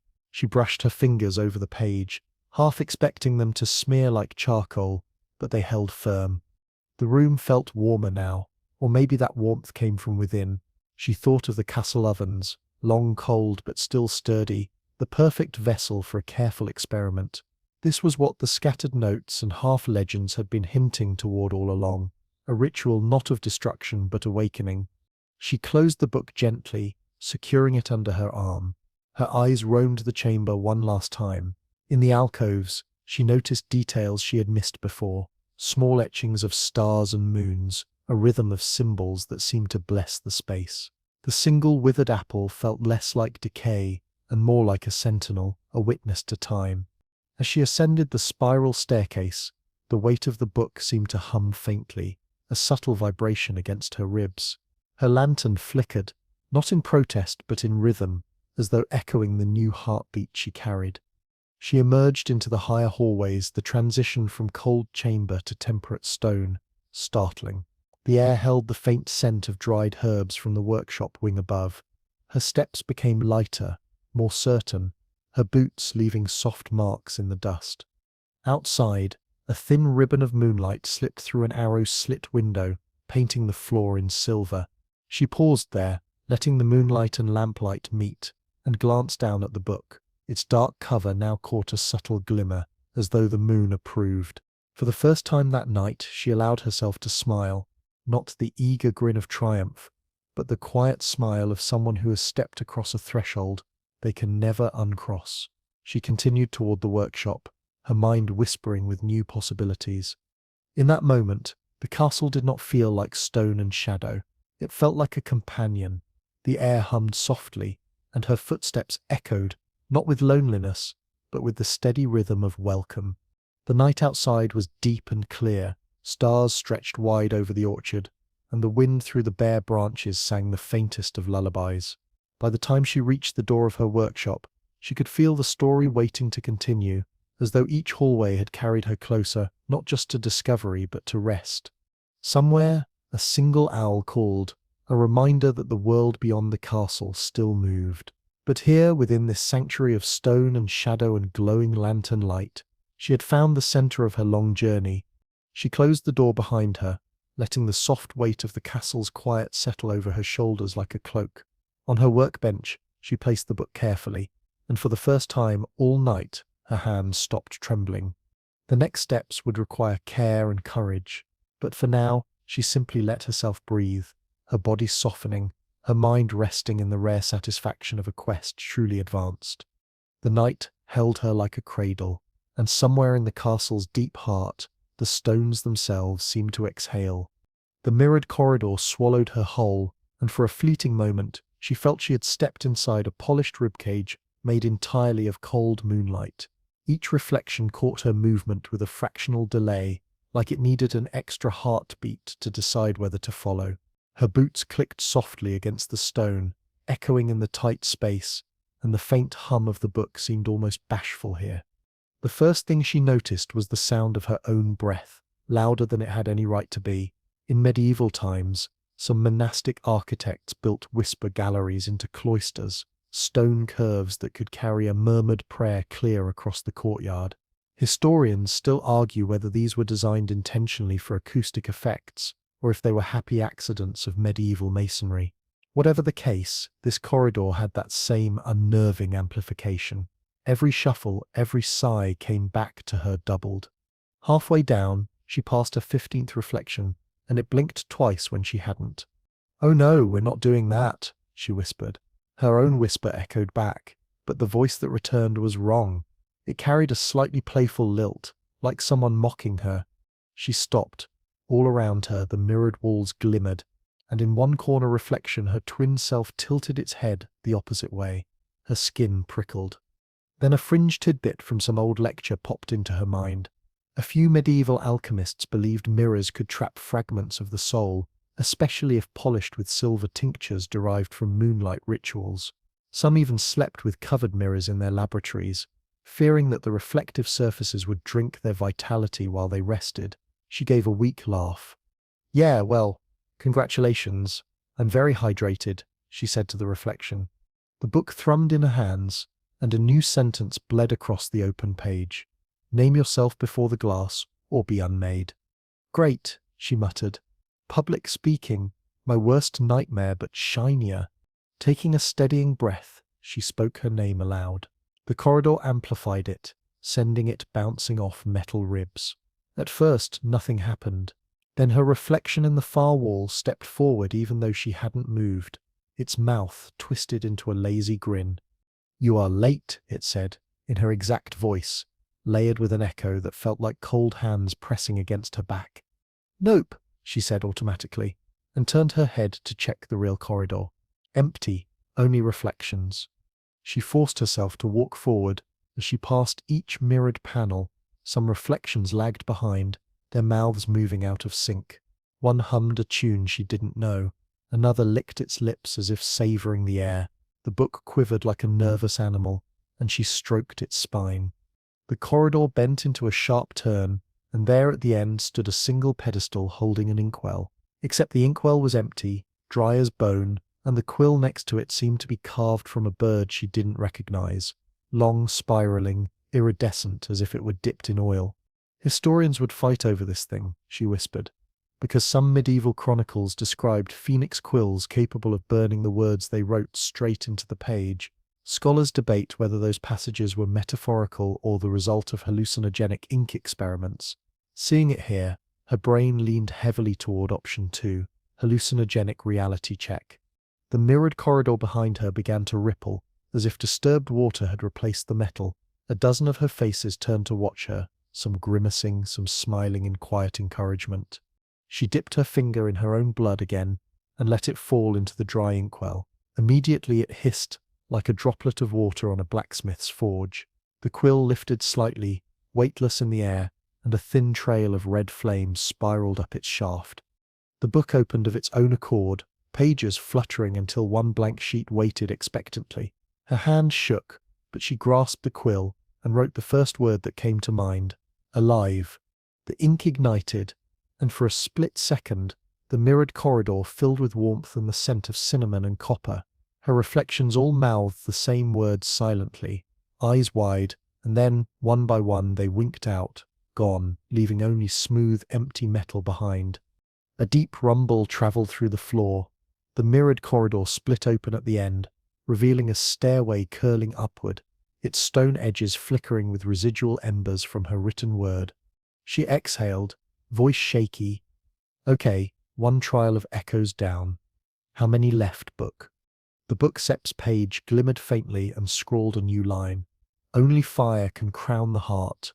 She squared her shoulders and stepped toward the spiral stair, leaving the silent mirrors to cool in her wake. The night air outside the castle was sharp enough to bite, but she barely felt it as she clambered down the outer steps, heart-hammering. Her lantern swayed in one hand, sending crooked slices of gold across the courtyard stones. The alchemist had never ventured this far after midnight. Every creak of timber and hoot of some owl felt like a conspiratorial whisper.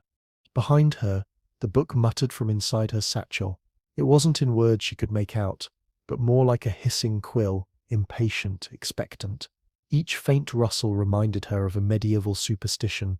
Some scribes swore their ink wells breathed. If a text wanted to be written, historians still argue whether these stories were exaggerations born of candlelight fatigue or evidence that scribes knew more about enchanted inks than we do. She reached the low garden wall and swung a leg over, landing in a patch of cold herbs. The scents puffed up immediately: rosemary, wormwood, and the faint medicinal tang of rue. She smiled sleepily. Somewhere in the back of her mind, she recalled a quirky fact. During the 15th century, some English nuns used lavender oil to scent their quills because they believed it encouraged neat handwriting. Wouldn't hurt her to have a little of that calm right now. The book pulsed against her hip as she approached the old orchard. Moonlight pooled between the leafless branches, and the ground sparkled faintly with frost. Her boots crunched softly. She moved slowly, careful not to break the thin hush that wrapped the place like spun glass. At the orchard's heart lay the ruined dovecote, half collapsed and smelling faintly of damp feathers. She ducked under a crooked beam and found the hatch to the underground chamber just where the cryptic rhyme had suggested, beneath the keeper's perch. The small wooden square was covered in moss, but the iron ring was mercifully intact. She gave a tug, and nothing. Her shoulders strained. The hatch didn't budge. The book rattled inside her satchel with a sound that was either encouragement or laughter. "Oh, don't start with me," she muttered. She wedged the lantern on a flat stone, spat into her palms, and tried again. This time, the hatch creaked open, releasing a breath of air that was warmer than she expected, with a soft scent of baked bread and old soot. For a moment, she hesitated. She thought about all the medieval alchemists who had vanished from their own records.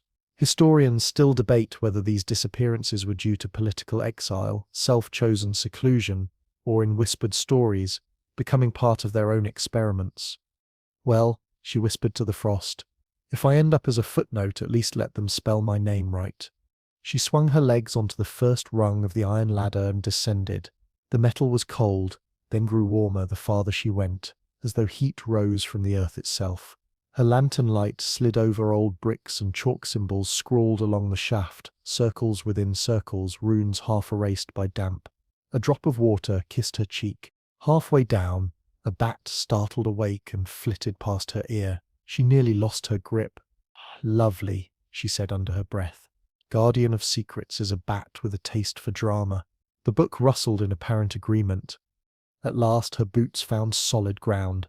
She lifted the lantern, expecting the musty darkness of a forgotten cellar. Instead, she was greeted by a glow, not bright, but steady, emanating from a massive brick oven built into the wall. No firewood fueled it. The warmth seemed to bloom from its stones themselves, a low thrumming heat that made her think of distant chanting monks. The room was small but carefully arranged. A long oak table sat in the center, covered with a thin dusting of flour. Beside it lay a quill, a vial of dark liquid, and a sheet of parchment so white it almost glimmered in the dim light. The alchemist approached slowly. Her fingers hovered above the parchment, and for a heartbeat she thought she saw her reflection ripple across it. Then, just as quickly, the ripple vanished. She slipped the book from her satchel. It opened on its own to the last page, utterly blank. A deep pulse of warmth radiated from it, sinking with the heat of the chamber. Her own pulse fell into rhythm. She felt suspended in the hush, like a bead of ink trembling at the tip of a quill. "You sep been patient," she murmured to the book, though her voice quavered, "and I sep been stubborn. Let seps finish this." With careful hands, she lifted the quill. A droplet of her blood from a healing nick, earned climbing the hatch, slid down her finger. She let it touch the quill's nib. The droplet shivered, then spread into a soft glow. The moment the tip kissed the page, the air trembled. Words began to bloom, not in the quill's trail but across the sheet in looping letters. "Bring me to fire, and I will sing." The book quivered in her hands. A current of heat swept the room, ruffling her hair, coaxing her closer to the mysterious oven. She could feel the ending poised before her, a delicate precipice between fear and triumph. Above her, the frost-coated orchard held its breath. Somewhere far away, a single nightingale began to sing, absurdly out of season, and she almost laughed. It felt like the world itself was leaning in to watch. She inhaled, tasting warm air and flour, and braced herself for the last step. The oven's glow deepened, shifting from muted ember to a soft golden radiance that painted the underground chamber in honeyed warmth. The alchemist felt the heat curl around her fingers, as if testing her resolve. She hugged the book close to her chest, heart thrumming in rhythm with its pulse. The single line scrawled on the parchment glimmered faintly, as though the words themselves were alive, waiting. "Bring me to fire," she whispered, repeating the page's command. Her voice wavered, a single fragile thread in the hush of the stone chamber. She stepped closer to the oven, the soles of her boots whispering against dusty stone. The warmth surrounded her now, sinking into her skin and easing the stiffness in her shoulders. Her lantern flame flickered erratically, as if it sensed what was about to happen. A curious historical tidbit surfaced in her mind. Pliny the Elder once claimed that certain scrolls could be awoken by sunlight, as if heat itself whispered life into ink. Historians still argue whether he meant anything practical, or if it was just one of his charming exaggerations. Tonight, she felt he might have been right. She lowered the book toward the oven's heart. No fire licked the bricks, but the air above them shimmered like water in summer. Her fingers trembled. Doubt threatened to creep in like smoke. What if the book burned to ash? What if the command was a test she would fail? The book twitched in her hands, its pages fluttering like a startled bird. A single page flipped open on its own. She gasped. Writing bloomed across the parchment in an unfamiliar language. The letters glowed as if made of tiny flames dancing in rows. Heat rolled over her, not burning but enveloping, as if the air itself sighed around her. The oven exhaled a sound like a soft groan, and the book's cover drank in the glow. She could feel the story etching itself into permanence, as if her whispered nights of effort, her blood, and her stubborn hope had finally become real. She lifted the book away, hands shaking. The transformation was complete. Its pages were filled with elegant writing, no longer fading, as if some invisible hand had been waiting centuries for her courage. The book had accepted fire, and with it, her. Exhaling in relief, she slumped to the floor, letting the warm stone cradle her. Above the quiet, she heard only the faint creak of cooling bricks and the distant murmur of wind in the orchard. She thought of an old market legend that a true alchemist doesn't seek gold but a story that never dies. She had always rolled her eyes at that. Now, holding the warm, weighty volume, she wasn't so sure. She tucked the book into her satchel and climbed the iron ladder to the orchard. Mist floated among the trees like silver ribbons. Her lantern light caught the droplets, making them sparkle as though the world were clapping softly, politely in approval. By the time she reached the castle courtyard, dawn brushed the horizon. Her boots whispered over frost. Each familiar scent of rosemary and lavender felt like a lullaby. She slipped into her workshop, set the book on her table, and watched the inked words gleam in the morning light. For the first time, she felt entirely at peace. She had done it. The story has drawn to its quiet edge now, like the last coals settling to ash in an old hearth, and the world of the sleepy alchemist lingers only in the tender shadows of your mind. The book that once demanded blood and whispered fire rests somewhere beyond your waking reach, but the warmth of its pages remains, pulsing faintly like the echo of a candle after the flame has been snuffed. In this long, still moment, it feels as though the entire medieval world has paused to breathe with you. The towers of grey stone softening under moonlight, the river near the keep sliding past without a single ripple, and the night air carrying the faintest scent of damp earth and chimney smoke. Each sound is slowed. The distant owl that once punctuated her experiments now coos lazily, as if it too has fallen under the spell of the hour. Even the soft brush of the wind through unseen branches comes to you in pieces, a fragment here, another there, until the entire landscape seems like a lullaby written for your ears alone. Your shoulders, perhaps a little tense, after following the alchemist's winding journey, can finally sink into whatever surface holds you. Let them drop just a little further. Yes, that's better. If you picture her now, she isn't bending over her workbench or coaxing flames into her crucibles. She's standing by that narrow arrow-slit window, hands resting on the cool stone ledge, her eyes half closed as dawn considers the horizon. The book that once refused ink is now quiet, satisfied, its cover absorbing the pale silver light of early morning. It doesn't need to speak, and neither do you. There's a comfort in knowing that even the most restless objects eventually find their stillness. Historians still argue whether books like hers ever truly existed, or if the legends of ink-hungry pages were just the product of medieval paranoia and a touch of romantic imagination. Some fringe enthusiasts insist that a few fragments sit in private collections, waiting for someone brave enough to test them with a drop of blood under laboratory conditions. But right now, the debate doesn't matter. You've walked the stone corridors, watched the firelight flicker on ancient walls, and felt the shiver of parchment coming alive beneath her hands. In your own way, you've lived this truth, and no sleepy historian can take that from you. The last embers of her story dissolve gently into the present. You may notice the way your breathing has slowed, a soft rhythm like the tide kissing a distant shore. Inhale deeply, feel the cool air swirl in, and then let it out, slower than you think possible, until the last wisp of breath is gone. Somewhere in that exhale, the alchemist herself seems to sigh along with you, relieved that her secret is shared, her burden lighter for it. The castle is quiet now. Its stones have surrendered their echoes. You could walk its hallways forever in your mind, and never hear more than the whisper of your own thoughts.